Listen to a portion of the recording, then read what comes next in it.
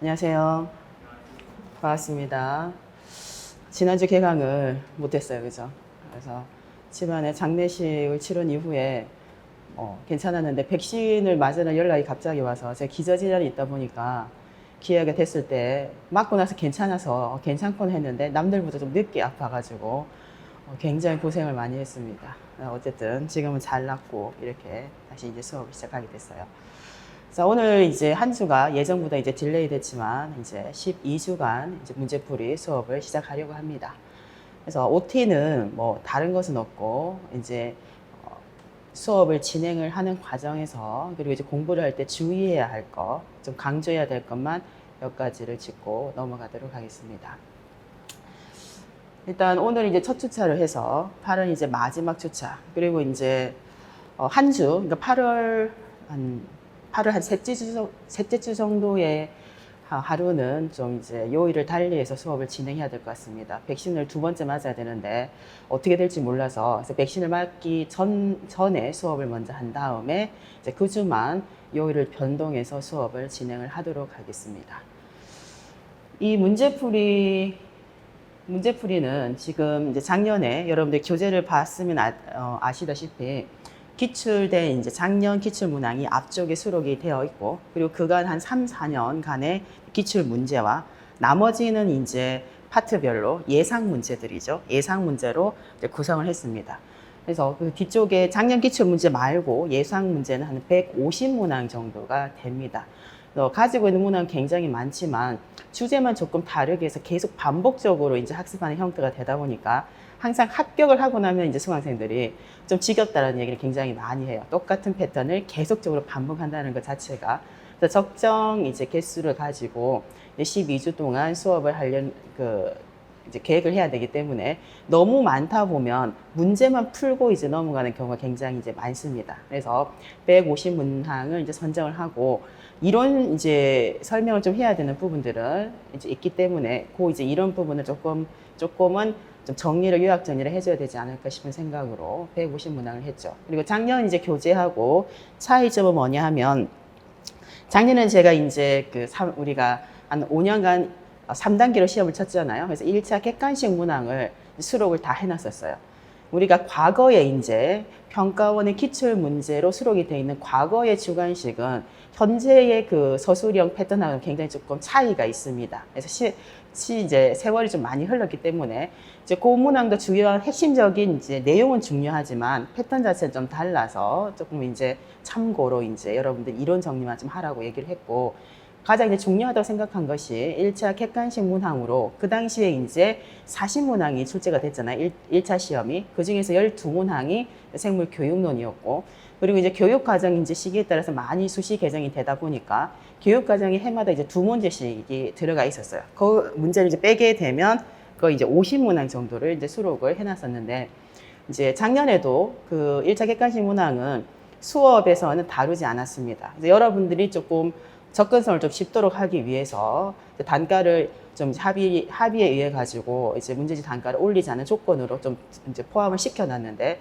수업을 해주지 않다 보니까 왜 이거를 굳이 넣어놨냐는 얘기를 또 많이 하고, 아무리 그래도 이제 종이값이 들어가다 보니까 좀 부담감을 수험생들한테 모든 학생이 요구를 한 것도 아닌데 제가 일방적으로 좀 넣었다는 생각이 또 들어가지고 올해는 또 소소히 그 부분을 뺐어요. 그래서 작년보다는 이제 문제지는 좀 줄었죠.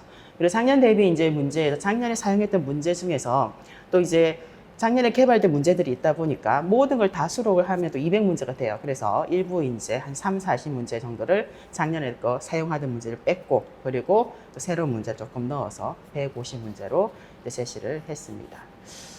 문제풀이는 제가 이제 수업 자체가 원래는 이제 그 생명과학 교육론이라고 해서 기본 과정, 이론의 기본, 그리고 이제 이것보다는 훨씬 조금 이제 영역을 조금 넓히고 시중에 나와 있는 다른 이론서들을 이제 요약 정리한 이제 생물 교육론 심화 과정. 그러니까 이론 수업을 먼저 한 다음에 그리고 이제 듣는 것이 이제 문제풀이가 되겠습니다. 그래서 문제풀이에서는 여러분들이 어떤 연습을 해야 되는가?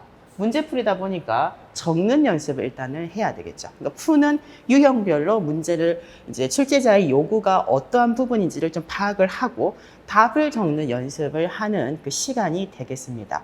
그리고 문항수가 150문제인데 적은 문항수는 아니거든요. 근데 저는 개인적으로 이제 수험생들한테 그리고 실제 많은 이제 대다수 합격자들이 하는 말들이 뭐냐 하면 그 마지막 파이널 모의고사 자체는 문항수가 너무 적잖아요. 사회를 치는데 생물교육론 문제가 많이 들어가봤자 5문제에서 7문제가 되다 보니까 채 30문제 정도밖에는 접할 수가 없어요. 그리고 평가원에서 제 문제지가 들어갑니다. 그래서 계속 제껴지고 있기 때문에 뭐 그거는 뭐 어쩔 수 없는 이제 부분이죠. 그래서 어느 정도 방향성을 좀 맞춰가지고 이제 임용 준비를 하려고 하면 이제 문제풀이 이 수업이 굉장히 이제 중요하다는 생각을 들죠. 그래서 개인적으로 여러분들 개인적으로는 어쨌든 초부터 어느 시기부터 시험을 준비했던지 간에 이론에 대한 것들을 학습을 했고 스터디를 했을 겁니다. 그럼 그것을 가지고 실제 주제가 달라지고 내용이 이제 조금의 다른 유형으로 출제가 되면 내가 아는 이론을 제대로 적을 수가 있는지를 이제 살펴봐야 되는 부분이 됩니다. 그래서 중요한 것이 예습을 꼭 해야 돼요. 문제를 풀어야 돼요. 문제를 풀지 않고 제가 이제 해설을 하면서 핵심 용어가 무엇이다, 답을 이 정도는 적어야 된다라고 얘기를 하게 되면 들을 때는 아는 것 같이 들리지만 실제 본인이 풀고 이것을 이제 정오를 맞추고 그리고 이제 피드백을 하는 부분들이 이제 빠지게 되면 학습의 효과는 이제 떨어진다라고 생각이 듭니다. 그래서 여러분들은 무조건 그냥 한 차시의 수업이 시작될 때마다 한 15문제에서 20문제, 15문제는 풀겠구나 생각을 해서 항상 15문제씩은 이제 풉니다. 그리고 해답이 없잖아요. 주관식이니까. 그거는 수업에서 이제 맞추고, 나중에 틀린 내용은 나중에 이제 복습의 이제 부분으로 해서 피드백을 하는 것이고, 여러분들은 문제를 풉니다. 그리고 나서 내가 진짜 아는 문제, 좀 애매모호한 거, 모르는 문제를 본인의 이제 표식으로 체크를 해놔요. 그리고 나서 이제 수업을 오기 전에 관련된 이론을 한번 쭉 정리된 거, 여러분 노트라든지 아니면 이론서에서 다시 그걸 쭉 보고 와서 수업을 듣고 나중에 복습을 하는 것이 가장 이제 효과적이지 않겠는가. 그리고 작년부터 이제 코로나 상황 때문에 우리가 이제 스터디를 하기가 굉장히 사실은 어려워진 형태가 됩니다. 그래도 뭐 온라인 상에서 아니면 그 지역에서 어떤 형태든지 스터디를 진행하려고 많은 학생들이 노력을 하고 있습니다. 그래서 또 이 스터디는 깨는 시기는 없어요. 스터디를 처음에 시간이 여유가 많을 때는 많은 시간을 들여서 스터디를 하다가 이제 시험 일수가 점차적으로 이제 남은 이제 일수가 적어지게 되잖아요. 그러면 이거를 스터디 시간을 줄일 뿐이지 스터디는 2차까지 무조건 가져가야 됩니다. 그래서 하고 있는 스터디는 웬만하면 깨지 말고 어떤 형태든지 서로의 합격에 도움이 될 수 있도록 스터디를 하는 것이 좋습니다. 그래서 문제풀이에서도 이것을 스터디 지금 늦지 않았나, 혼자 공부할까, 그런데 혼자 이제 공부하기에는 이제 마음도 그렇고 여러 가지 계획들에 대한 것들을 이제 해내기 사실은 어려운 부분이 있어서 스터디는 무조건 하라고 저는 얘기를 하고 있습니다. 그래서 스터디를 하게 되면 각자 이제 계획된 대로 공부를 하면서 그리고 문제풀이가 이제 들어가게 되면 문제풀이 그 순서대로 제가 이제 이론의 순서대로 쭉 이제 문제풀이도 이제 배열을 해놨거든요. 그럼 그것대로 해서 다시 복습하고 기출 문제 관련된 거 다 수록이 안 돼 있잖아요. 그것들 정리하고 이제 학습하는 걸로 간단하게 시간을 들여서 스터디를 했으면 좋겠어요. 그리고 질문. 수업을 하면서 이제 수업을 듣고 나서도 개인적으로 풀리지 않은 이제 의문점들이 생길 수밖에 없습니다. 그럼 이거는 Q&A를 강치육과학연구소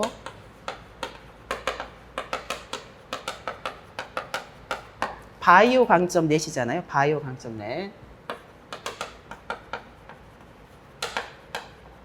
자, 이쪽 사이트로 들어가게 되면 Q&A라는 위에 이제 여러 가지 이제 부분들이 이제 Q&A 안에도 무엇이 있냐면 생물 내용학이 올리면 안 되면 처음에 올라가 있는 여러 개의 내용들이 있을 때 생물 내용학이 첫 번째고 생물 교육론에 올려야 돼요. 생물 교육론.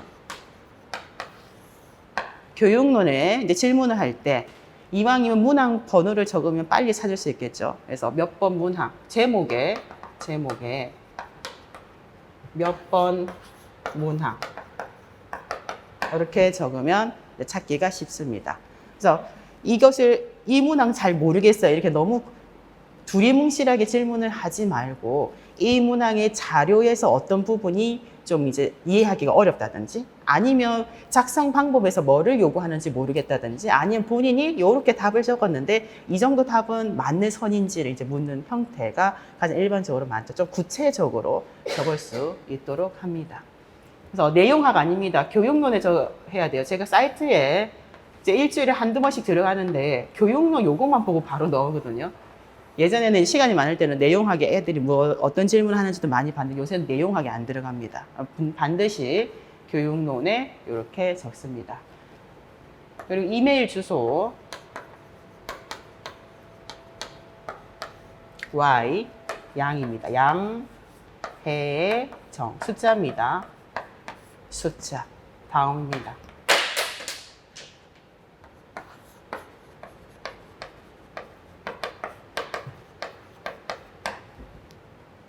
여기에 개인적으로 그 학습에 대한 내용 말고 그냥 개인적으로 뭐 내가 지금 스터디를 하고 있는데 뭐 고민 상담들 그리고 개인적으로 공부를 하는데 이런 점이 조금 힘든데 보통 뭐 다른 사람들은 어떻게 하는지 묻고 싶을 때가 있잖아. 그런 거를 개인적인 내용을 여기에 이메일로 보낼 수 있도록 합니다.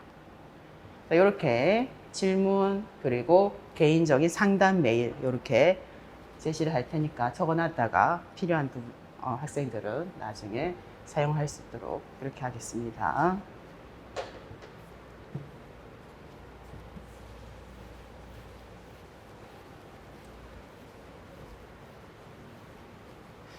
우리가 시험의 대비는 아직 이제 모의고사가 아니다 보니까 아마 이번 올해는 어떠한 문항이 나올 거야. 우리 점을 칠 수는 없어요. 우리가 정확하게 맞출 수는 없지만 이제 기존에 기출된 최근의 경향을 따져서 우리가 시험 문제 낼 때 항상 우선시하는 이제 내용들이 있잖아요. 이왕이면 이전에 출제되지 않은 것에서 내야 되고 자료라도 바뀌어야 되고 이런 이제 조항들이 있습니다. 그런 것들을 좀 염두에 두고 나중에 이제 모의고사에서는 아마 이러이러한 것들이 나올 것 같아. 이렇게 준비를 하는 것이고 사실은 문제풀이는 기존에 이제 다양한 이론들의 이제 수록 이론들에 이제 포함되어 있는 영역별로 아울러서 다 준비를 하는 것이 좋아요. 그래서 본인이 정확하게 아는 것과 모르는 것이 무엇인지를 나누고 그리고 이제 조금 있으면 뭐 100 몇일밖에 안 남았잖아요. 그죠? 시간이 사실은 많이 남지 않은 형태이기 때문에 외워야 됩니다. 그러니까 외우지 않는 거. 여러분들이 본인이 이제 문제지에 답을 적은 걸 나중에 보면 결국은 핵심 용어 싸움이다라고 얘기를 하잖아요.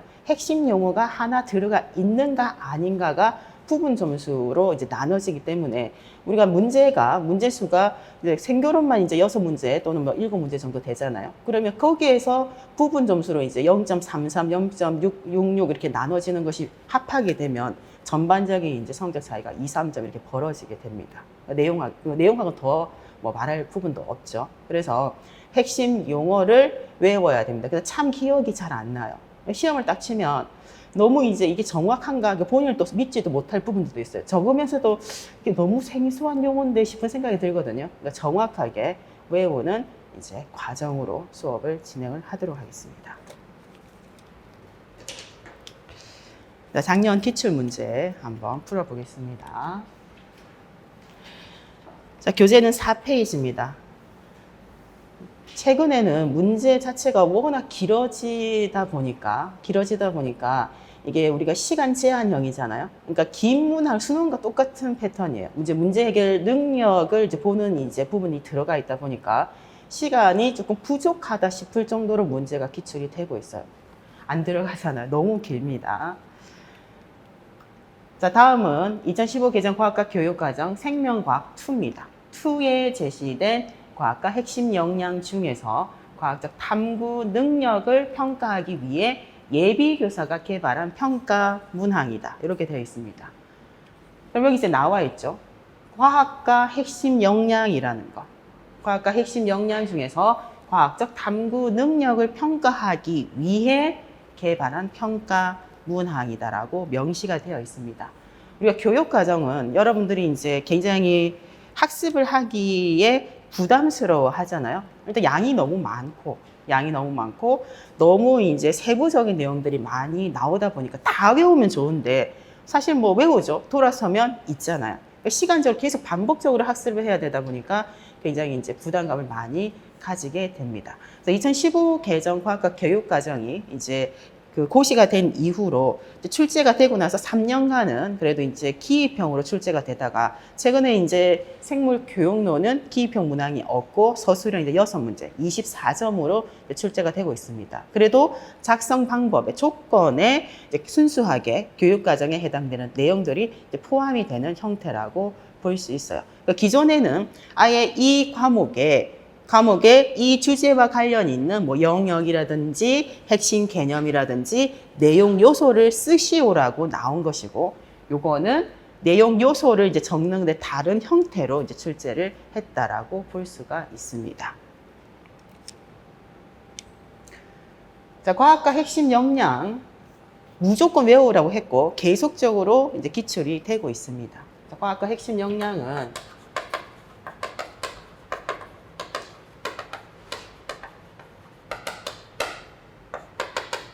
과학적 사고력,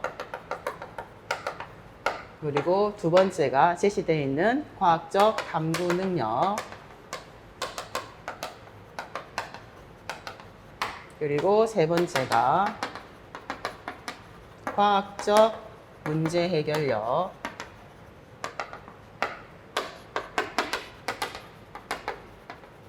네 번째가 과학적 의사소통 능력, 그리고 다섯 번째가 과학적 참여와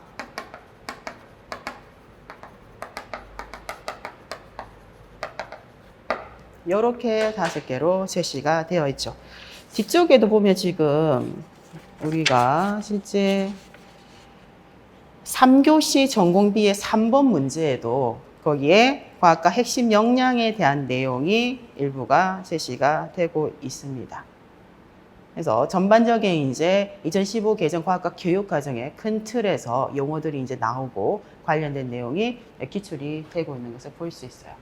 과학과 핵심 역량은 여러 차례 기출이 되고 용어 계속적으로 나오다 보니까 어떤 과목이든지 간에 뭐 중학교 과학이든지 고등학교의 뭐 과학 다른 여타 과목도 동일하게 각각의 과학과 핵심 역량이 어떠한 의미인지 정의 그리고 어떤 능력이 여기 포함되는지가 각각 하나의 문단으로 쭉 제시가 돼 있잖아요. 요거는 개인적으로 요약을 해서 반드시 외워야 된다고 했어요.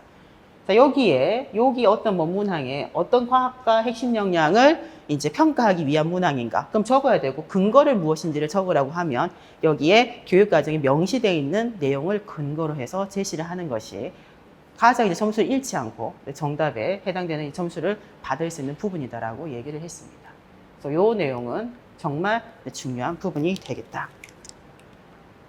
자, 문제를 한번 들어가 보겠습니다. 자, 평가 목표가 비어져 있어요. 평가 목표. 평가 목표를 이제 묻는 거는 우리 그 내용 타당도에 대해서 이제 묻는 거와 동일합니다. 내용 타당도라는 것은 학습 목표나 평가 목표가 있고 그리고 이제 평가 문항이 있을 때 이 문항이 이 평가 목표를 실제 정확하게 측정할 수 있는지 없는지를 가지고 묻게 됩니다. 그래서 평가 목표하고 평가 문항은 일치해야 되는 이제 부분이죠. 그래서 다르게 얘기하면 이 문항을 보고 어떠한 학생들이 알아야 되는 내용이 무엇인지 핵심적인 내용을 알 수 있겠는가. 이거를 교육 과정의 이제 내용 요소와 관련지어서 이제 묻게 됩니다. 이렇게 교육 과정의 내용 요소가 들어가면서 문항에 대한 평가 목표를 이제 제시를 하라고 하니까 좀 어렵게 이제 느껴질 수밖에 없는 거죠. 평가 문항은 자, 그림은 비들과 테이터 및 붉은반 곰팡이에서 발견한 아르지닌 합성 그 경로입니다. 그리고 굉장히 잘 알고 있는 이제 요 그림이 되겠습니다. 이 경로는 유전자 3개의 유전자가 있잖아요. 여기에 각각의 유전자에서 발현되는 효소가 각각 다른 효소들이 이렇게 제시가 되어 있어요. 이 효소에 의해서 이 합성 경로가 이렇게 진행이 됩니다. 그래서 전구 물질이 효소 1을 만나서 오르니틴은 효소 2를 만났을 때 시트룰린, 그리고 시트룰린인 효소 3을 만났을 때 아르지닌을 합성하고 그래서 자기가 이제 사는 데 필요한 물질을 이제 합성하게 되는 그 경로를 다음과 같이 그림으로 제시를 한 겁니다. 자, 표가 있습니다. 표는 물질 A, B, C를 포함한 채소 배지.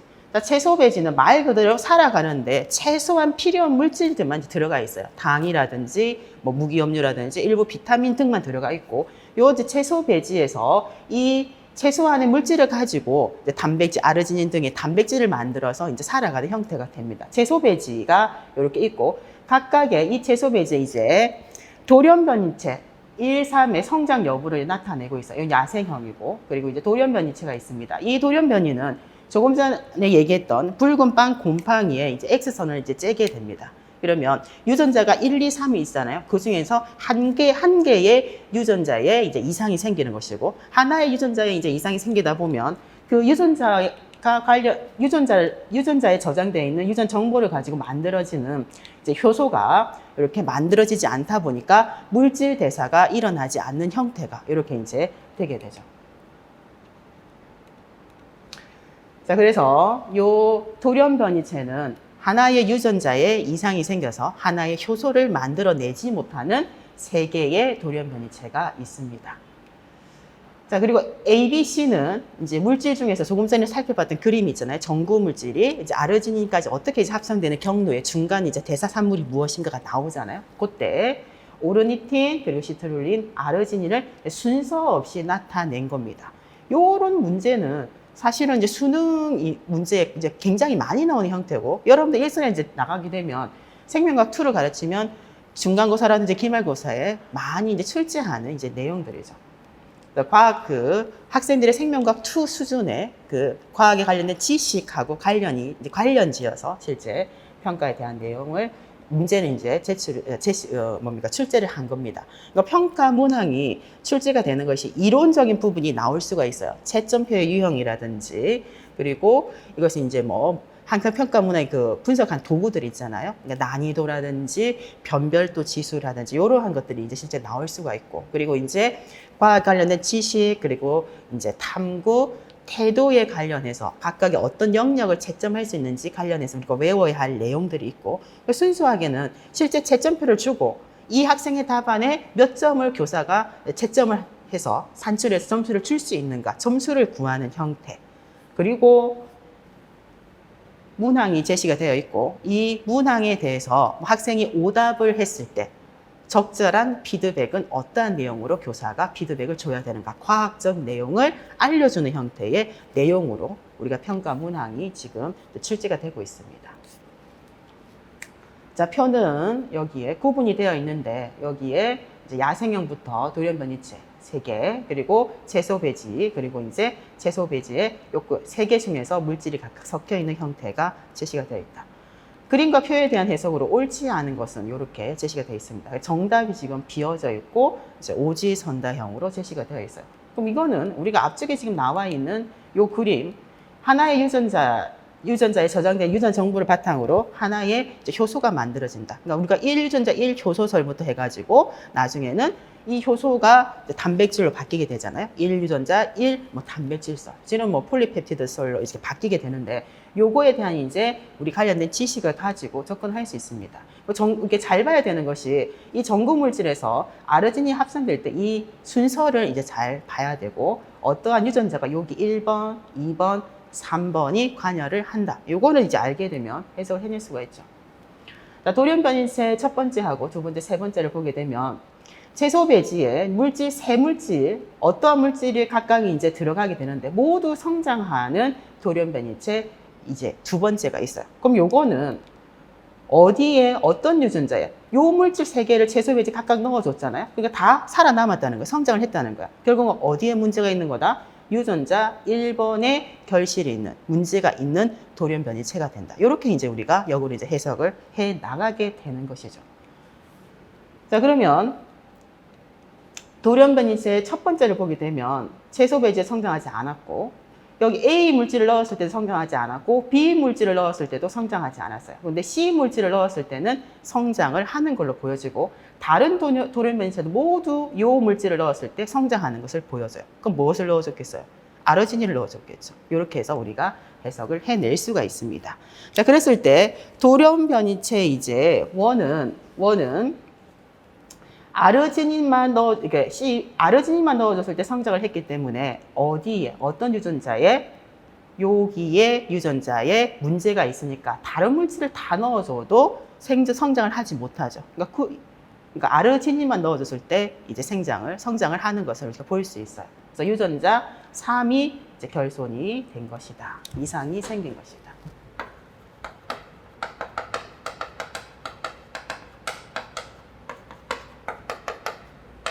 이거는 유전자 3에 이상이 있는 것이고, 돌연변이체 2는 유전자 1에, 그리고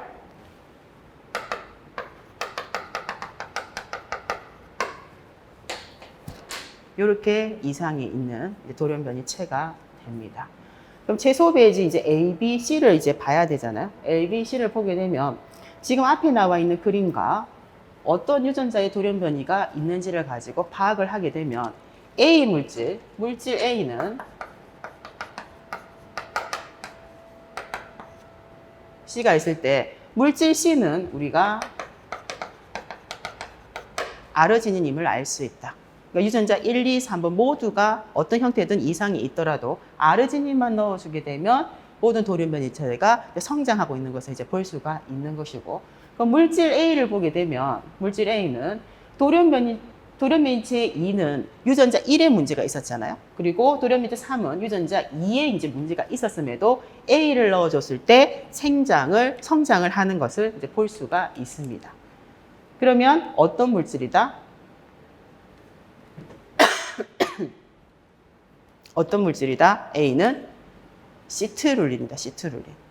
그래서 여기 이제 물질을 넣어주면 여기 이상이 있더라도 성장을 할 수 있는 것이고, 그리고 유전자 1 다시 보겠습니다. 물질 A는 돌연변이체 1에는 성장하지 않지만 2하고 이제 3에서 성장을 했잖아요. 2하고 3에서 성장하는 거는 이렇게 제시가 되어 있어요. 그래서 채소 배지에 A 물질을 첨가할 때 A가 시트룰린, 그리고 채소 배지에 이제 B는 돌연변이체 2번에서만 생장을 했어요. 그러니까 돌연변이체 2번은 유전자 1번에 문제가 있는 거잖아요. 유전자 1번에 문제가 있기 때문에 만들 수가 없어요. 그죠? 그래서 요 오르니틴을 넣어줘야 우리가 이 돌연변이체 2번이 이제 성장을 할 수 있는 형태가 제시가 됩니다. 그래서 여기가 오르니틴. 그래서 요 이제 합성 경로, 요 이제 그림과 그리고 제시되어 있는 요 표를 가지고 이렇게 해석을 해낼 수 있는 겁니다. 근데 조건이 두 번째 이제 작성 방법을 보게 되면 평가 문항의 정답나가 3번이 되도록, 이것이 이제 정답이 되도록 하라고 했어요. 그랬을 때 우리가 복수 정답이 되면 안 되잖아요. 그럼 옳지 않는 것은 3번이면 여기에 다른 보기에서 틀린 것을 두 가지를 이제 바르게 옳게 바꾸는 작업이 이제 필요하게 됩니다. 밑줄이 지금 빠져 있는데 여기 밑줄이 들어가 있는 형태가 되잖아요. B, 그리고 이렇게 제시가 됩니다. A는 아르지닌이다. A는 아르지닌이다. 근데 이거를 틀린 보기잖아요. 그러니까 복수 정답이 되는 거야. 그러니까 옳은 보기를 바꾸려고 하면 밑줄 친 거를 고치는 거예요. 그래서 A가 아니라 C는 이렇게 바꿔야 됩니다. 그러면 답을 적을 때 보기 1에서, 우리가 서술형이다 보니까 문장으로 적어야 되죠. 보기 1에서 기억의 A를 무엇으로? C로 바꿔야 한다. 이렇게 이제 문장으로 적는 거예요. 문장으로. 그리고 효소 2의 기질은 B이다. 오르니틴 B이다. B가 맞고, 그리고 4번을 보면 돌연변이체 3에는 효소 3이 존재한다. 자, 보겠습니다. 돌연변이체 3은 이제 유전자 2가 이제 결실이 되어 있는, 이게 그래 문제가 생긴 이제 내용이잖아요. 자, 그래서 여기 보게 되면 여기에 유전자 2번에 이제 문제가 생긴 이제 형태가 됩니다. 자, 그래서 요 지금 보기에서 무엇을 바꾸냐 하면 틀린 보기는 5번을 고쳐야 되네요. 옳게 바꿔야 되네요. 5번은 왜냐하면 아르지닌의 합성 경로는 앞에서 봤다시피 C가 지금 아르지닌이고 그리고 이 B가 오르니틴, 시트룰린이잖아요. 요것을 순서를 어떻게 바꿔야 된다? 보기 5에서 리을의 CBA를 무엇으로 바꾼다?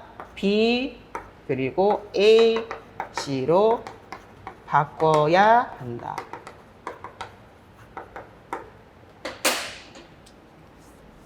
이렇게 보기 두 개를 바꿔야 복수 정답이 생기지 않습니다.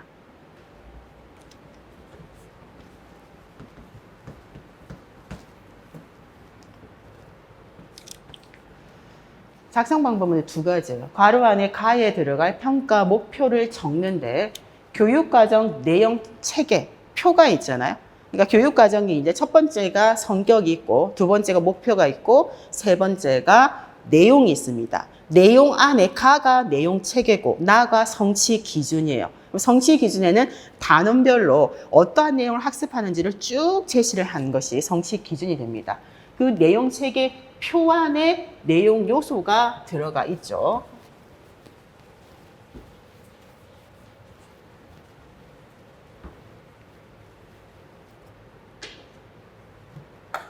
교육과정 세 번째는 내용이고 가가 내용 체계 그리고 나가 성취 기준이 됩니다. 요 내용 체계가 계속적으로 이제 출제가 되고 있어요. 2009 개정하고 비교를 했을 때 굉장히 더 세분화됐습니다. 표를 보면 첫 번째 가장 앞쪽이 영역. 그리고 핵심 개념이 있고 일반화 지식. 이 핵심 개념을 포함하면서 문장으로 진술된 것. 그리고 네 번째로 제시되어 있는 것이 내용 요소, 그리고 마지막으로 기능. 이렇게 제시가 되어 있습니다. 최근에 기능이 8개의 기능 중에서 출제가 굉장히 이제 최근에 많이 되었고, 그리고 요거는 이제 과목별로 내용 체계가 다 이제 다릅니다. 어떠한 내용 체계는 그 과목의 영역이거나 핵심 개념이 단원의 명칭이기도 하지만 대다수는 일치하지 않다 보니까 외워야 할 이제 부분이 그만큼 이제 많아지게 이제 되는 형태가 되죠. 그래서 최근에 여기에서 굉장히 기출이 많이 되고 있습니다. 그럼 요 내용 요소 중에서 관련 있는 주제, 요거가 관련 있는 것을 포함해서 서술을 해야 됩니다. 그러면 채점을 할 때 뭐가 내용 요소가 적절한 옳은 내용 요소가 포함되어 있는지 아닌지를 가지고 채점의 판단이 들어가겠죠. 그러니까 일정으로 분명히 채점이 이 용어가 있는지 없는지가 채점이 됐을 수밖에 없다. 생명과학 2 내용이잖아요. 생명과학 2인데 자, 이 비들과 테이텀의 붉은 빵 곰팡이고, 그러니까 1유전자 1효소설, 1유전자 1단백질사, 요 이제 내용을 배우는 것은 유전에 관련된 내용입니다. 그럼 생명과학 2에는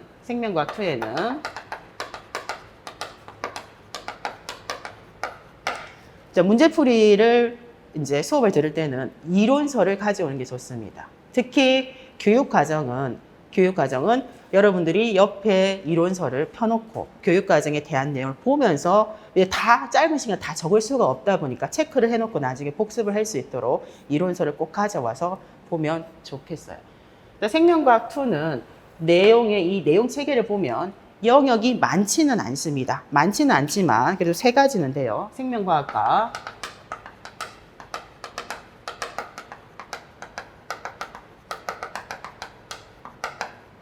인간의 생활이 있고, 그리고 생물의 구조와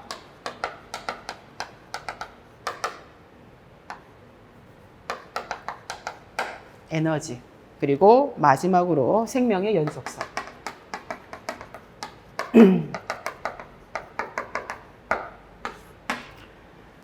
이 영역의 명칭은 뭐 중학교 과학에 훨씬 이제 우리가 생물에 관련된 영역은 5개가 있다라고 했잖아요. 그 중에서 이제 과목에 수록되어 있는 내용에 따라서 어떤 거는 5개가 다 수록되어 있는 것도 있고 어떤 개는 이렇게 생명과학 2는 3개의 영역에만 관련된 것을 학습을 하게 돼 있는 거예요. 대신 심화되게 이제 학습을 하는 거죠. 그래서 요 3개의 영역이 제시가 되어 있습니다. 나중에 여러분 복습할 때 확인하고 우리가 지금 이 문항에 관련 있는 영역은 생명의 연속성.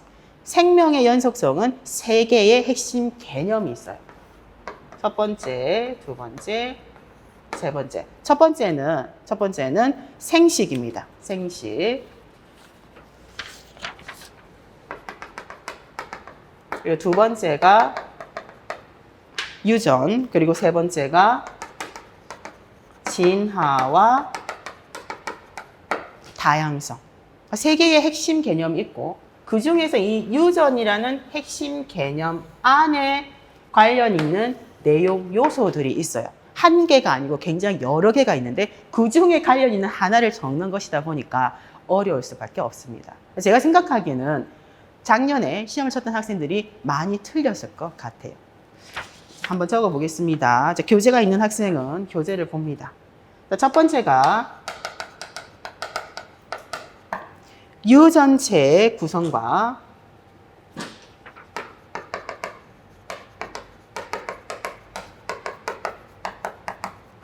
유전자의 이제 구조에 대해서 학습을 하는 것이 내용 요소가 첫 번째. 자, 그리고 두 번째가 반보존적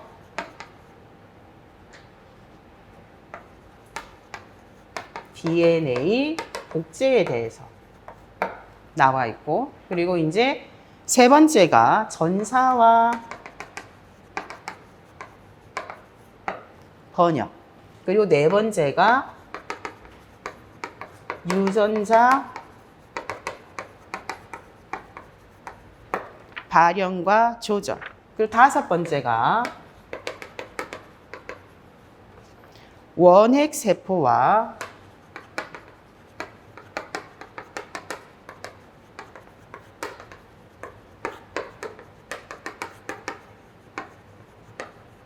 진핵세포의 전사조절.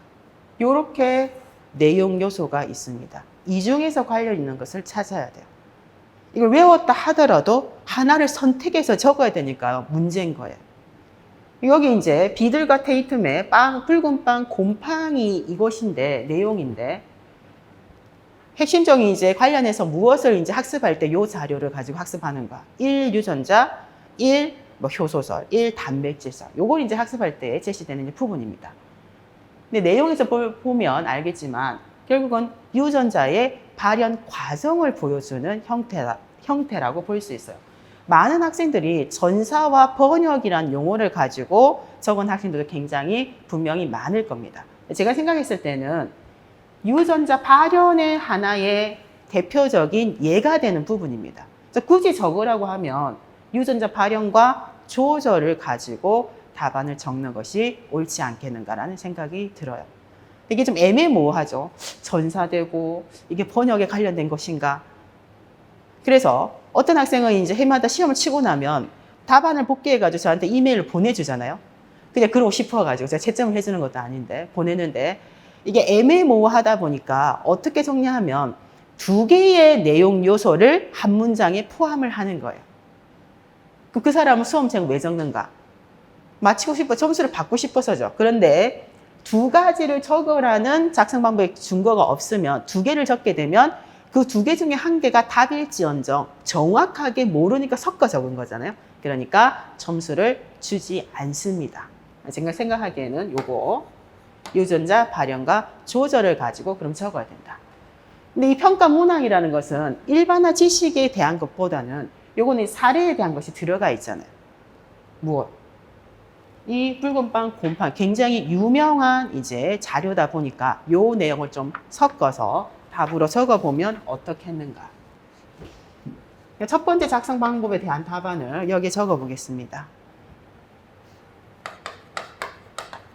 비들과 데이텀의 붉은 빵 곰팡이.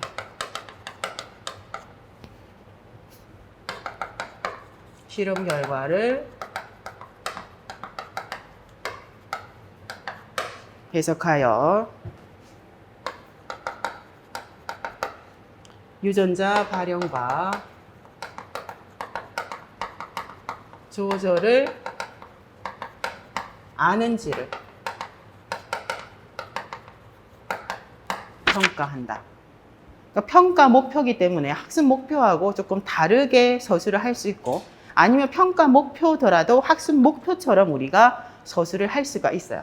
그래서 저는 평가 목표니까 이거를 아는지를 평가하겠다, 이렇게 이제 표현을 했고, 그렇지 않으면 이 앞쪽까지는 그대로 줬고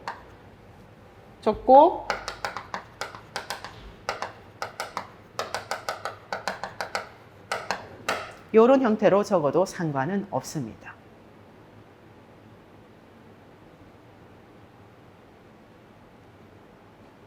내용 요소를 가지고 적으라고 하니까 요걸 가지고 굉장히 넓은 용어를 가지고 적었지, 사실은 요 붉은 빵 곰팡이 실험 결과는 무엇을 알려주기 위해서다?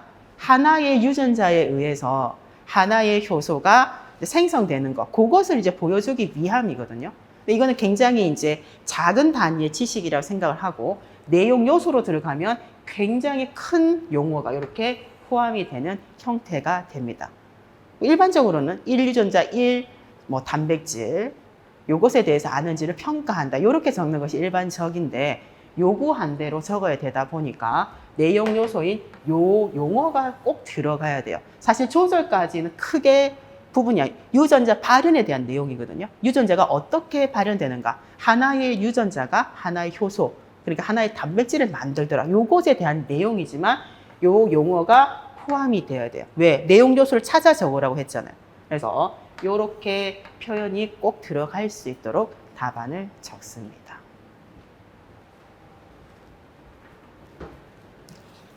실제 문항에 대한 거하고 조금 거리가 있죠. 1유전자, 1 효소설, 1 단백질설, 요거를 아는지를 평가한다, 요것이 이제 핵심적인 내용인데, 교육 과정에서 내용 체계에 포함되어 있는 내용 요소를 포함해서 진술하라고 하다 보니까 5개 중에서 1개가 들어가야 돼요. 가장 관련이 깊은 요 유전자 발현에 해당되는 부분이니까 이렇게 서술을 합시다.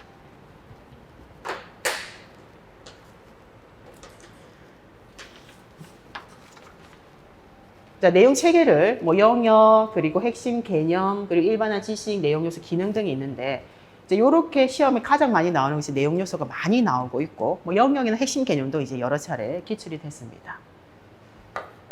생명과학 2는 내용 체계의 영역이나 핵심 개념이 단원의 명은 아니잖아요. 그러니까 단원의 명은 또 우리가 따로 외울 수밖에 없어요. 생명과학 2는 우리가 큰 2015 개정 과학과 교육 과정에 봤을 때 고등학교 선택 중심 교육 과정으로 운영되는, 그러니까 고등학교죠. 선택 중심이 들어갑니다. 고등학교 학생들이 배우는 과목인데, 이 선택 중심 교육 과정에서는 공통 과목이 있죠. 과목을 보면 공통 과목이 있고, 그리고 선택 과목이 있습니다. 공통 과목은 우리 과학과만 있는 것은 아니지만 과학과에서는 2개가 명시가 되어 있어요. 통합과학하고 괄호에 어떻게 되어 있다? 과학 탐구 실험을 포함, 이렇게 되어 있습니다. 고등학교는 학교의 그 유형별로 고등학교 굉장히 종류가 많은데, 대다수가 이제 우리가 일반적으로 얘기하는 인문계 고등학교 있잖아요. 그 고등학교에서는 이 통합과학과 과학탐구실험 모두가 공통 과목이 됩니다. 하지만 특성화 고등학교, 산업수요 맞춤형 고등학교에서는 통합과학만 이수를 하면 졸업이 되는 형태가 됩니다. 학교에 따라 좀 다르지만 이렇게 표시가 되어 있어요. 자, 선택 과목은 2가지로 나누어집니다. 민주 시민으로서의 교양, 그리고 이제 과학적 소양을 함양하기 위해서 일반 선택 과목, 그리고 두 번째는 학생의 적성, 소질, 말 그대로 진로와 관련해서 학생이 고등학교에, 그러니까 전공, 대학을 가면 전공 과목을 배우잖아요. 거기 전공에 관련된 기초적인 내용을 학습하는 진로 선택 과목. 이렇게 제시가 되죠. 일반 선택 과목은 교양 증진이에요. 교양 증진. 민주 시민으로서의 교양을 증진할 수 있는 거. 우리 이제 생물과 관련해서는 생명과학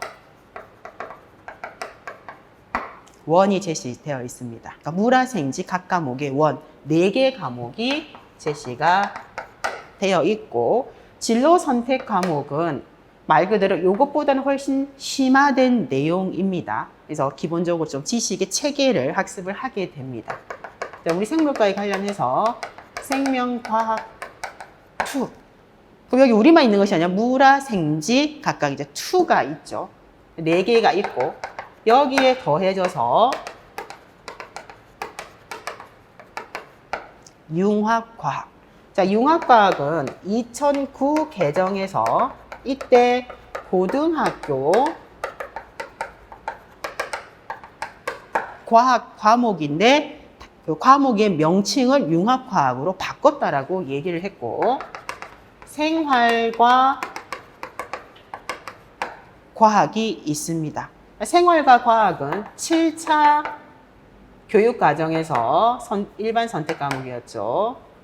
7차에서 선택 과목, 일반 선택 과목으로 있었어요. 교양 증진으로 있었는데, 사실은 선택 과목이다 보니까 가르쳐 보니까 너무 어려워서 2007 개정부터 없어졌던 과목인데 다시 이렇게 다시 살아났어요. 동일하진 않습니다.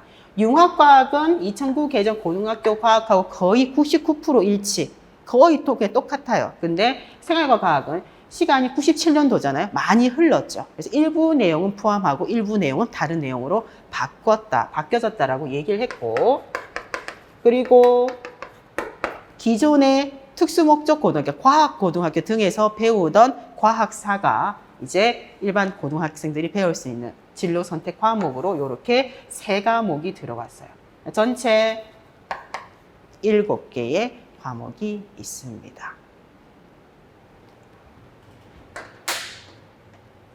나온 김에 이수 단위에 대해서 얘기를 합니다. 이제 공통 과목의 통합과학은 이수 단위가, 기본 단위, 이수 단위 수가 8단위.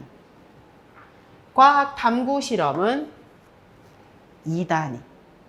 그리고 선택 과목은 모두 기본 이수 해야 되는 단위는 5단위부터 정해져 있어요. 근데 우리가 학교 교육 과정을 이제 편성 운영하잖아요. 그 학교의 그 실정, 상황에 맞춰서 탄력적으로 운영을 할 수 있습니다. 자, 통합과학은 어떻게 편성 운영해서 어떻게 한다? 2단위 이내로 감해서 편성 운영할 수 있다. 그럼 최소 짧게 적은 시간으로 배우면 몇 단위? 6단위부터 7단위, 8단위까지 배울 수 있게 되고, 과학 탐구 실험은 2단위밖에 안 되기 때문에 증감 없이 편성 운영하도록 하고 있습니다.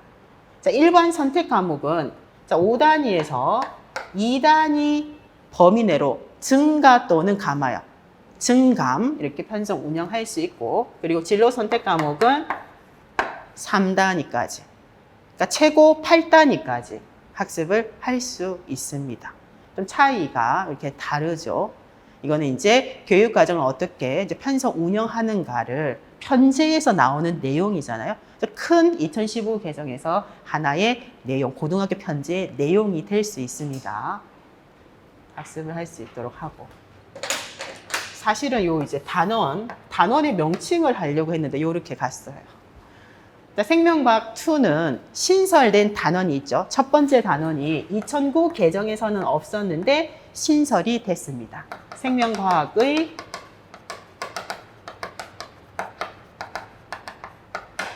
역사라는 단원이 신설. 자, 두 번째는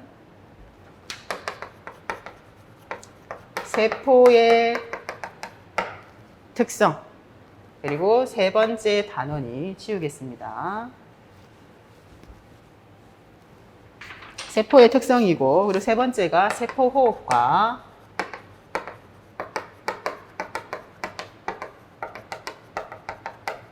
광합성. 그리고 네 번째 단원이 지금 여기에 유전 관련된 유전자의 발현과 그리고 조절. 그리고 다섯 번째가 생물의 진화와 다양성.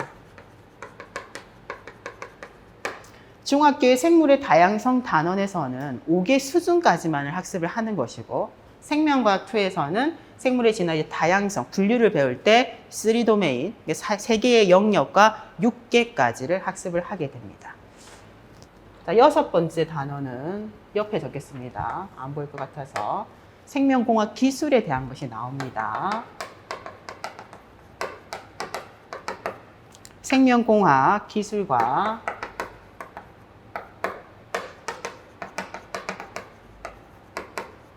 인간생활. 제시된 이제 내용은 실제 네 번째 단원에서 학습을 이제 하는 주제가 됩니다.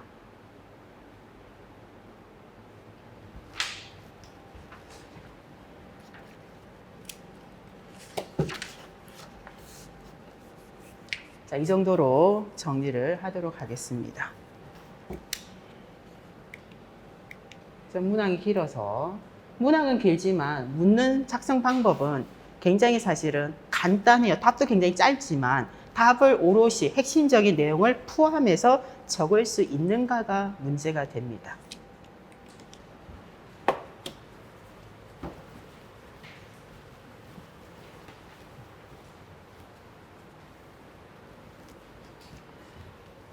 (150문항을) 다 이제 마치게 돼서 시간이 조금이라도 남는다면 모의고사를 한번 칠 예정입니다.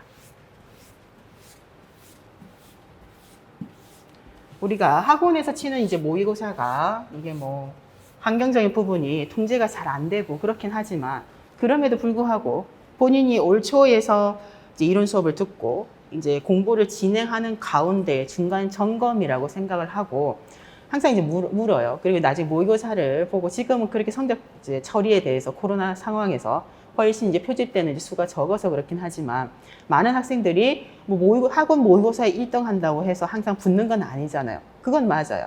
하지만 학원 모의고사를 쳤는데 성적이 너무 안 나왔는데 그렇게 붙는 학생은 절대 없어요. 이게 편차가 좀 있고, 한 강사의 수업을 오래 듣다 보면 그 선생님이 출제 의도를 그 사람은 파악을 하고 있어요. 우리가 이 실제 평가원의 출제 의도 누군지도 모르고 파악이 안 되지만, 그러다 보니까 좀 성적이 잘 나오는 부분들이 분명히 있을 수가 있고, 우리도 복불복이잖아요. 내가 공부를 최근에 했던 부분이 나오면 잘 적는 거. 여러 가지 이제 상황들이 있습니다. 그럼에도 불구하고 이제 고득점이라고 생각하는, 우리가 이제 한 20에서 30% 정도. 예전에는 모의고사를 치면 한 150명 이상이 쳤고, 성적이 이제 인터넷으로 들은 학생들이 이제 넣으면 수백 명이 됐잖아요. 그때 그 상위권 적게는 20%, 많게는 30% 안에 있는 학생들이 붙는 거지, 밑에서는 안 붙는 거예요. 그래서 이런 이제 모의고사를 가지고 개인의 이제 점검 시간을 이제 꼭 가지고 좀 반성도 하고, 또 이제 새로운 계획을 좀 세워서 좀 열심히 할 수 있는, 매진할 수 있는 기회가 됐으면 이제 좋죠. 모의고사를 쳐볼 생각입니다. 6페이지에 두 번째 작년 기출 6번 문항을 풀어보도록 하겠습니다. 시대 상황이 좀 반영이 되어 있어요. 자, 교사는 감염증 확산 상황에서 원격 수업, 그러니까 온라인 수업으로 생물의 항상성 유지에 대해 수업을 계획을 한 겁니다. 자료 1은 학생들에게 효과적인 수업을 제공하기 위해서 교사가 설계한 원격 수업의 과정, 그리고 자료 2는 2015 개정 과학과 교육과정 교사학습 방향의 일부가 됩니다. 2015 개정 과학과 교육과정에 교수 학습의 방향은 어디에 수록이 되어 있는가? 첫 번째가 성격이잖아요. 두 번째 목표, 세 번째가 조금 전 살펴봤던 내용이에요. 그리고 네 번째가 교사학습 방법이거든요. 그리고 다섯 번째가 평가죠. 2015 개정에서는 교사학습 방법과 평가를 따로 구분하기보다는 방향성에 대한 것을 쭉 번호를 제시를 해서 이제 쭉 논하고 있어요. 그 중에 일부 내용이 여기에 포함이 되어 있습니다. 굉장히 좀 세부적인 내용으로 들어와 있습니다. 자, 자료 1을 보겠습니다. 교사가 생물의 항상성 유지에 대해서 수업을 이제 계획을 한 설계한 원격 수업의 그 과정입니다. 사전 학습이 있고 본 수업 그리고 사후 학습 이렇게 되어 있어요. 원격 수업을 하다 보니까 굉장히 집중적으로 수업을 진행을 해야 되잖아요. 그리고 원격 수업을 해보면 접속이 안 되는 학생 계속 연락 오고 튕겨요. 뭐 얼굴이 안 보여, 화면이 안 보여. 수업 자체가 우리가 집중적으로 수업을 할 수 있는 상황이 사실 잘 안 됩니다. 그래서 사전 수업을 본 수업이잖아요. 본 수업을 하기 이전에 학생들이 집에서 혼자 이제 해야 되는 부분, 그리고 실제 교사와 상호작용 그 이후 이렇게 제시가 되어 있다. 자, 사전 학습은 수업 활동에서 교사는 항상성 유지가 필요한 다양한 인체 상태에 대하여 검색을 하는 활동을 하게 합니다.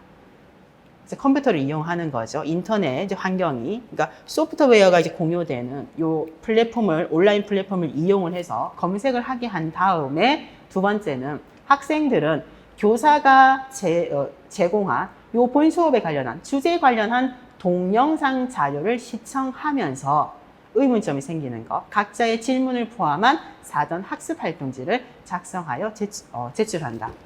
왜 제출하라고 한다? 물론 뭐 학생이 어떤 것이 이제 의문점이 들고 궁금했는지도 중요하지만 수업을 준비를 하러 들으라고 하는데 안 듣기 때문에 제출을 해서 들었는지 안 들었는지를 확인하는 의미도 사실 포함이 되어 있겠죠. 이렇게 사전 학습 활동지를 작성해서 제출을 하게 되고, 그럼 이제 본 수업에서 교사는 학생들이 사전 학습에서 제시한 이 활동지를 확인을 하여, 왜 확인한다? 이거 지극히 개인적인 활동이잖아요. 개인적으로 시청을 해가지고 각자의 질문이 포함되어 있다 보니까 개인적인 그 질문들이 다 들어가 있어요. 교사는 그것을 확인을 해요. 그러고 나서 뒤에 나옵니다. 적절한 수준과 내용으로 항상성 유지 개념을 설명을 합니다. 화학적 개념에 대한 것을 학습을 본학습에서 하는 겁니다. 자, 그리고 나서 수업을 했어요. 설명했습니다. 교사는 편안한 학습 분위기를 조성하면서 학생들과 질문 등으로 소통을 하고, 니은이 지금 여기 제시가 되어 있어요. 제대로 답을 하지 못한 학생들은 요 항상성 유지 개념이 본 수업이잖아요. 요거를 잘 모르는 학생들이에요. 그 학생들이 답을 찾도록, 누가 찾도록? 스스로 찾도록 유도 질문을 한다. 그러니까 답을 찾을 수 있는 유도 질문이라는 것은 뭐 힌트라든지 실마리 등을 줄 수 있는 유도 질문을 통해서 스스로 답을 찾도록 하는 활동이 이렇게 제시가 되어 있습니다. 자, 그리고 나서 학생들에게 몇 가지 질병 사례를 제시를 하고 질병의 증상 및 예방 방법 등에 대하여 조사하는 과제를 부여한다. 그리고 나서 사후입니다. 수업하고 난 이후에 학생들은 교사가 요거를 제시를 해줬죠. 요거를 본인이 학습한 개념, 과학적 개념을 가지고 요 사례들에 적용하는 것을 사후 학습을 하게 되고, 학생들은 이 과제, 요게 지금 과제 부분이잖아요. 적용하는 것이 과제, 요것을 제출을 해서 하게 됩니다. 그럼 교사는 과제에 대해서 학생들의 학습 수준과 상황에 따라 개별 피드백을 제공한다. 이렇게 제시가 되어 있어요. 자, 문제, 자료 두 번째가 또 있네. 자, 자료 2는 학습 지도 계획 시에 학교의 실정이나 지역의 특성, 뭐 학생의 능력도 쭉 여기 보면 조정할 수 있다. 그리고 이제 두 번째로 제시가 되어 있는 것이 학습 내용, 그리고 실험 여건, 지도 시간, 학생의 능력과 흥미 등의 개인차를 고려하여 적절한 학습 방법을 활용한다. 그러니까 교사 학습 방법의 그 방향에 대한 것이 이제 제가 보니까 굉장히 이제 내용들이 많이 포함이 되어 있는데 그 중에서 일부 내용이고 관련 있는 것을 이렇게 문제를 질문을 하기 위해서 제시를 하고 있습니다. 그리고 학생 참여형 수업을 굉장히 중요하게 생각을 하고 있죠. 그래서 배움 중심의 학습이다라고 하는데 교육과정에 명시되어 있는 것은 학생 참여형 수업이다. 그러니까 학생 참여형 수업은 지극히 구성주의 이론을 바탕으로 만들어진 이제 하게 되는 활동이 됩니다. 그래서 모든 학생이 그 수업에서 학생이 초부터 모든 수업의 과정에 굉장히 능동적으로 적극적으로 참여를 해서 그 과정을 통해서 본인이 수업 이전에 가지고 있었던 선개념, 오개념을 과학적 개념으로 스스로 바꾸게 되는 형태가 되게 됩니다. 학생 참여형 수업. 최근에 이게 굉장히 많이 떠오르고 중요하게 생각을 하고 학교에서도 학생 참여형 수업을 교사가 하고자 굉장히 연수도 많이 받고 노력을 하고 있습니다. 자, 이렇게 제시되어 있으면서 묻는 거는 두 가지예요. 자, 비고치키에 대해서 이론을 가지고 이제 설명을 여러분들이 답을 적어야 됩니다. 비고치키의 사회문화 이론에 근거를 하라고 했기 때문에 이론을 바탕으로 관련된 내용을 설명을 할 수밖에 없겠죠. 자, 비고치키 이론을 바탕으로 했을 때 기억과 니은. 자, 기억에서는 사전 학습 활동을 했잖아요. 이것을 교사가 확인하는 활동을 합니다. 이 활동은 비고치키의 이론을 바탕으로 했을 때 어떠한 역할인지를 묻는 거예요. 비고치키의 이론은 사회문화적 이론이다라고 하고 가장 핵심적인 것은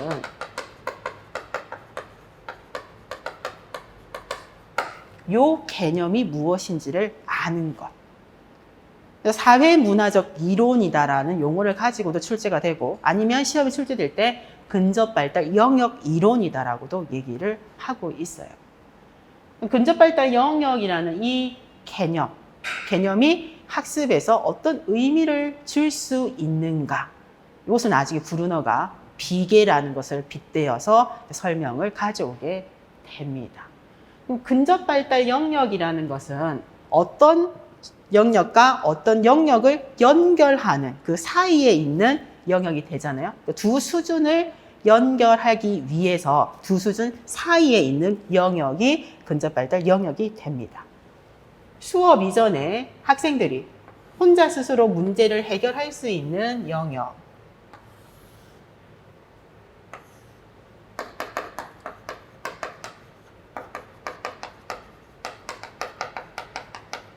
실제적 발달 수준. 그리고 학습의 결과.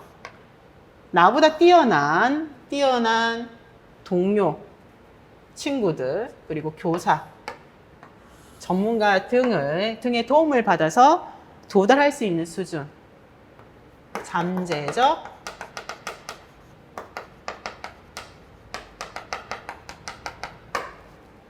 두 개의 학생 수준이 있습니다. 이거는 수업 이전의 학생의 수준, 수업의 결과 도달할 수 있는 수준이 됩니다. 그러니까 실제적 발달 수준은 구성주의 이론을 가지고 접근해서 설명을 하자면 어디에 해당한다? 선개념, 5개념에 해당합니다.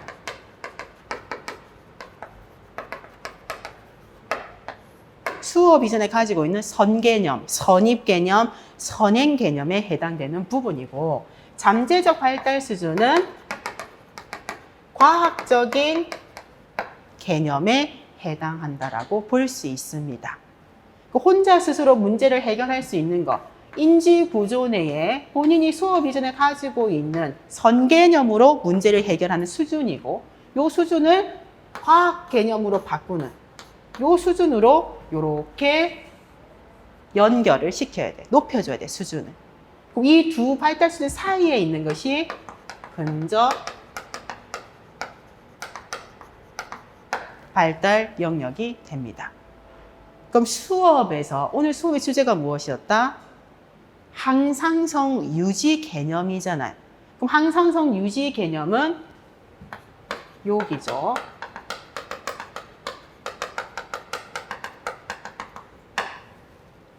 항상성 유지에 대한 과학적 개념은 잠재적 발달 수준이고 그럼 수업 이전에 학생이 가진 실제적 발달 수준은 항상성 유지에 대한 학생이 수업 이전에 가지고 있는 선개념이 실제적 발달 수준이 됩니다. 그러니까 주제는 동일해요. 항상성 유지. 요거는 과학적 개념, 요거는 항상성 유지에 대한 선개념, 5개념이 되게 되죠. 자, 그랬을 때 교사가 사전 학습에서 이 학생들에게 주제에 관련된 동영상 자료를 시청하면서 사전 여기 각자의 질문을 포함한 사전 학습 활동지를 작성해서 제출을 하라고 했고 교사가 종합을 해서 학생들 거를 확인을 했잖아요. 요거는 무엇을 확인하는 것이다?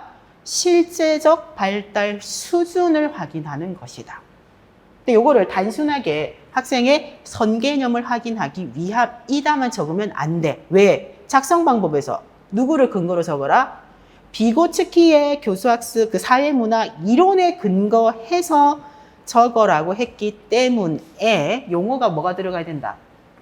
실제적 발달 수준을 확인하기 위함으로 그리고 나서 뭘 같이 적는다?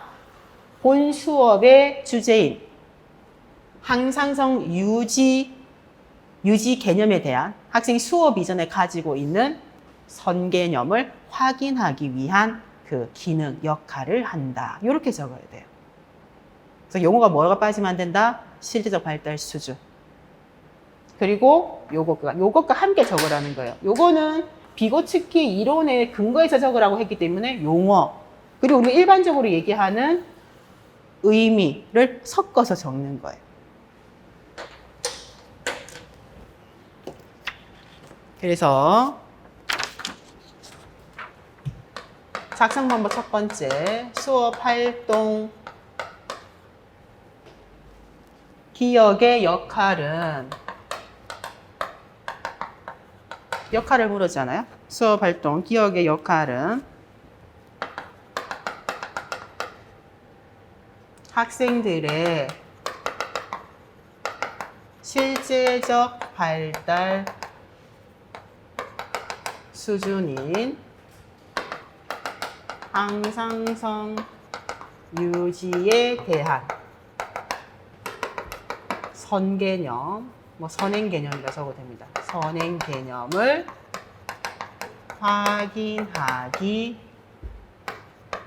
확인하는 것이다.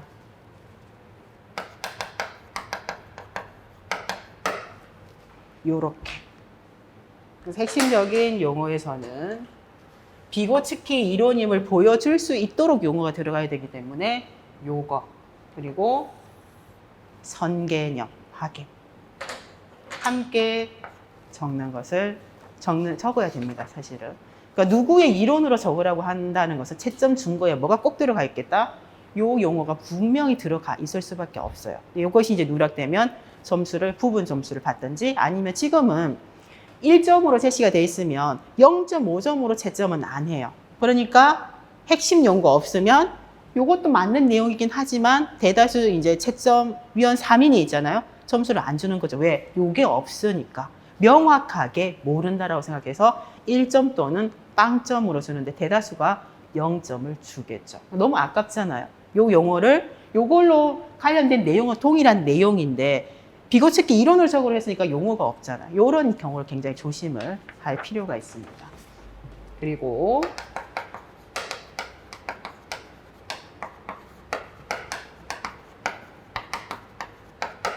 자, 수업 활동 니은의 역할도 우리가 비고츠키 이론을 바탕으로 적어야 됩니다. 자, 제대로 답을 하지 못한 학생들 답을 찾도록 유도 질문을 한다입니다. 이건 누가 봐도 어떤 역할이다? 비계죠, 비계. 자, 비계라는 것은 실제적 발달 수준에 있는 학생의 수준을 잠재적 발달 수준으로 이렇게 끌어올려야 돼요. 그래서 근접 발달 영역 내에서 무엇이 일어난다? 본 학습이 여기에서 일어나는 겁니다. 근데 학생 개인차는 있지만 잠재적 발달 수준보다는 굉장히 낮은 실질적 발달 수준을 가지고 있어요. 그럼 이 학생이 스스로 구성주의 이론을 바탕으로 이제 사회적 구성주의자잖아요, 비고츠키가. 그럼 스스로 능동적으로 의미 구성을 해야 돼. 그러니까 답을 교사가 알려줄 수는 없어요. 그 무엇을 도와줘야 된다? 스스로 실력을 이렇게 점차적으로 높여갈 수 있도록 교사가 도움을 줘야 된다는 겁니다.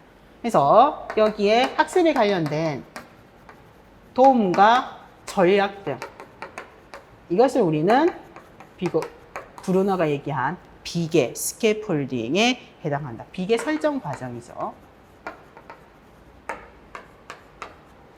건물을 지을 때 외부에 이제 덧대는 비계. 건물이 채 이제 완성이 되기 전에는 건물 형태가 안 잡히잖아요. 그러니까 비계를 보조 건축물인 비계를 설정해가지고 틀을 만들어주고, 그리고 나서 이제 부분적인 요소들이 다 이제 들어와서 틀을 딱 만들어지게 되면 시멘트 굳어지잖아요. 그럼 우리가 어떻게 비계를 떼내게 되는 거죠.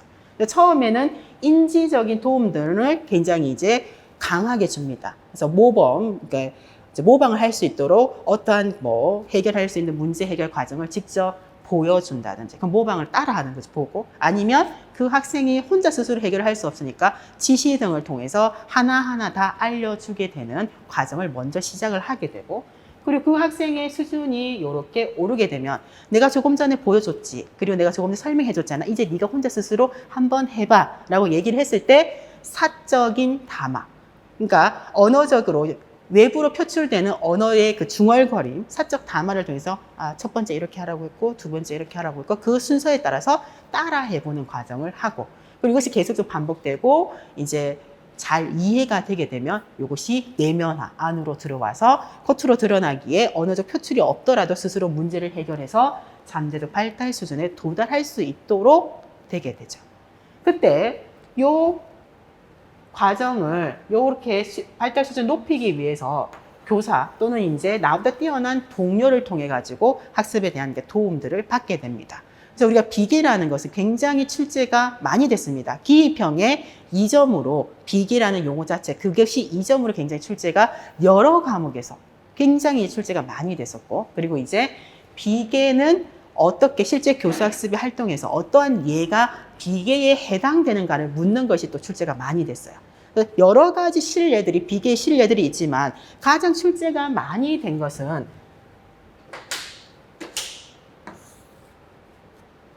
지금처럼 스스로 문제를 해결하지 못하는 학생이 있을 때 단순한 힌트, 실례, 실마리를 제공해 준다는 것으로 이것이 시험에 굉장히 우리 과학과에서는 많이 출제가 됐습니다. 이것 외에도 왜 혼자 스스로 문제를 해결할 수 없는가? 학습 과제 자체가 너무 어렵기 때문이에요. 그러니까 너무 복잡하고 어려운 학습 과제는, 복잡한 것은 좀 단순하게 하위 과제로 나누어서 단계적으로 제시를 해주면 학생 스스로 조금 더 학습을 효과적으로 할 수 있잖아요. 그것도 비계 설정의 하나가 되고, 그리고 추상적인 지식들은 말 그대로 추상적이고 관념적인 것은 이해가 할 수 없어요. 이 추상적인 이제 개념이라든지 이론 등은 무엇으로, 구체적인 사물로 보여줄 수 있는 형태로 수업을 진행하는 것도 들어가고, 그리고 공식, 수학에 관련해서 뭐 전문적인 용어라든지 공식 등이 너무 많이 제시가 되는 건 굉장히 상징적이잖아요. 그러니까 전문적인 용어를 최소한으로 또는 이제 아예 빼주는 형태도 여기 비계 설정의 하나로 이제 들어가 있고, 그 외에도 다양한 이제 여러분들이 가지고 있는 생명과학 교육론이라든지 뭐 과학 교육론이라든지 과학 교육의 이론과 실제 등에서는 한 10개 정도의 비계 설정의 실례, 예시를 제시를 해줘요. 시험은 계속 이것만 나왔지만 그 이외에 제가 한 3개에서 5개 정도는 조금 외우는 것이 좋겠다라고 얘기를 했습니다. 그럼 교사가 유도 질문을 해주는 거야. 학생 스스로 답을 찾을 수 있도록 왜 유도 질문을 해주냐는 거죠. 그러면 여러분들의 이 답에 수업 활동 니은의 역할은 무엇이다? 비계라는 용어가 꼭 들어가야 돼요.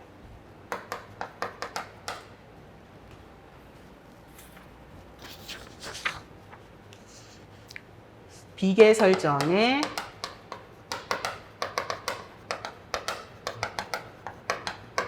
그래서 비계라는 요 용어가 꼭 들어가야 됩니다. 근거를 적으라고는 하진 않았지만 기본적으로 서술형이다 보니까 조금 구체적으로 적어야 돼요. 그러면 제시되어 있는 니언을 그대로 적는 거예요. 제대로 답을 하지 못한 학생들이 스스로 답을 찾을 수 있도록 유도 질문을 통해서 교사가 도움을 주는, 학생 스스로 답을 찾을 수 있도록 유도 질문을 통해 교사가 도움을 주는 비계 설정에 해당한다. 이렇게 구체적으로 적고 싶으면 이렇게 구체적으로 적는 것이 사실 더 좋죠. 수업 활동 니은의 역할은 학생 스스로 답을 찾을 수 있도록 유도 질문을 통해서 교사가 도움을 주는 비계 설정에 해당한다. 이렇게 여러분들이 문장으로 적으면 되겠어요. 그래서 노란색으로 밑줄 친 거 또는 동그라미 친 용어는 무조건 적어야 됩니다. 그래야 2점을 정확하게 받을 수가 있어요.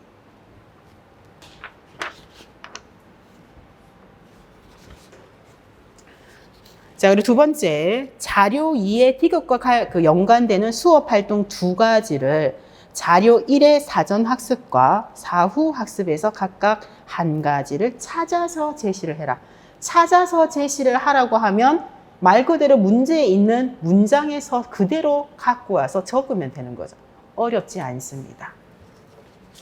자, 이것은 개인차를 고려한다라고 한 것이기 때문에 개인차를 고려한 활동 두 가지를 찾는데 굉장히 폭을 확 줄여줬어요. 이건 정말 쉬운 내용이죠. 어디서 찾아라? 자료 1에서 사전 학습에서 하나 찾고 사후 학습에서 하나 찾아라. 근데 수업 활동 두 개밖에 없어. 두 개 중 하나를 적는 거예요. 이거는 굉장히 이제 쉬운 형태가 되죠. 개인차 고려는 이거는 검색해서 활동하라는 것은 그냥 일반적인 활동이고 무엇을? 요것이 이제 개인차예요. 왜?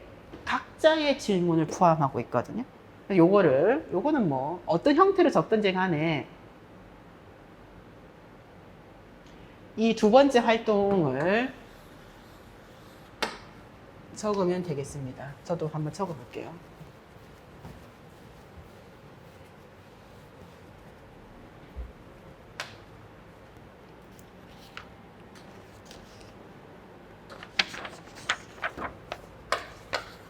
T급과 연관되는 사전학습의 수업 활동은, 그러니까 서술형이다 보니까 문장으로 꼭 적어야 돼요. 문장으로. 그럼 작성 방법에서 지금 뭘 묻었냐 하면 T급과 연관된 수업 활동 두 가지를 적는데 하나는 사전학습에서 하나는 사후학습에서 적으라고 했잖아요. 그럼 내가 답안에 요구하는 조건이 정확하게 드러나도록. 그래서 제가 T급과 연관되는 사전학습의 수업 활동은 뭐뭐이고 뭐뭐이고 그리고 사후 활동의 수업 활동은 뭐뭐이다. 이렇게 문장으로 적을 거예요. 그럼 찾아 적으라고 했기 때문에 땡땡땡땡 뭐 땡땡땡땡 잘 보이도록 아니 그냥 문장으로 쭉 적는 거죠. 자, 사전학습에서는 요 내용입니다. 그럼 학생들이 주제 관련 동영상 자료를 시청하면서 각자의 질문을 포함한 사전학습 활동지를 작성해서 제출하는 것이잖아요. 이거 그대로 적는 거예요. 핵심적인 내용 뭐가 들어가야 된다? 주제 관련 동영상, 주제에 대한 각자 질문을 포함한 요 활동지를 작성해서 제출하는 활동이죠. 제가 보기 그대로 적어도 돼, 이거. 오히려 요약하다가 정확하게 표현이 안 돼가지고, 요약을 못 해가지고, 엉뚱한 거 필요 없는 내용만 적을 수 있기 때문에 요 활동, 제출하는 요 활동을 찾아서 첫 번째에 적으면 되겠습니다. 그럼 사후 활동은 역시 두 가지밖에 없어요. 적용한다. 이거는 어떻게 적용하는지, 요거에 대해서 적용하는 개인적인 활동일 뿐이지, 뭐가 들어가야 된다? 요 내용이 핵심적이에요. 학생들의 학습 수준이 다르다는 것, 상황도 다르다. 여기에 따라서 개별 피드백을 제공하는 활동, 이렇게 적는 거죠. 여기까지 적든지. 두 번째, 제출하는 것까지는 의미가 없고 어디서부터? 여기서부터 여기까지의 내용을 적으면 돼요. 찾아 적으라고 했기 때문에 요약할 필요도 없어요. 근데 우리가 뭐 과학사에서 너무 내용이 길 때는 요약을 할 수밖에 없거든요. 근데 이 정도 수준이면 쭉 적는 게 제일 좋아요. 괜시리 요약하다가 중요한 이제 내용을 빠뜨리지 말고 요 두 개에 대한 내용이다. 그러니까 4점이잖아요. 하나 정확하게 한 1점, 1점 이렇게 제시를 할 수 있습니다. 찾아 적는 건 좋지만 제가 항상 이제 얘기를 하는 게 적는 연습을 해야 되잖아요. 근데 이제 문제를 풀 때도 여러분들이 예습을 하라고 하면 분명히 이렇게 문장으로 적지 않고 체크, 체크 이렇게 하고 끝나는 학생이 굉장히 많거든요. 본인이 이 정도 양을 적을 때 시간이 얼마만큼 걸리는지도 사실 굉장히 중요한 부분이기 때문에 적는 연습을 꼭 해야 되고, 내가 작성 방법의 핵심적인 내용만, 기급과 연관 있는 수업 활동을 사전 학습하고 사후 활동이 아니고 뭐 사후 학습에서 찾아 적으라고 했기 때문에 어떻게 문장으로 쫙 나열해서 순서대로 적을 것인지를 연습을 하지 않으면 안 됩니다. 그리고 답을 적을 때 연필로 적지 말라고 했죠. 볼펜으로 적는 연습을 꼭 해야 되겠습니다. 자, 쉬었다가 7번부터 합니다.